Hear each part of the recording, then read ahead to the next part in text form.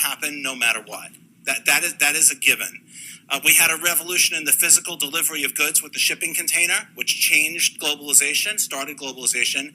We had a revolution in the delivery of information with the internet. But what we don't know is, what is the TCP/IP of money? What is the shipping container of value? We don't know that yet. There's going to be one, though. That is a definite. And that's going to bring changes. And what I also want to get through is that one of those changes that I foresee and that I think is important is that the size of payments are going to shrink, drastically shrink. Many of you people here probably have a job and you probably get paid twice a month or every 2 weeks. Well, why is that? You probably pay bills once a month. Well, why is that? It's because payments are expensive and clunky. But if payments were cheap and simple, then those frequencies could go up. Money could be streamed at you while you're working. You could stream money to your landlord to pay for the place where you're staying. Now, I know those sound dumb, and I'll be blunt. Yeah, they are. And I'll tell you, if we were talking about email in the late 90s and you said to me, what are people going to use email for?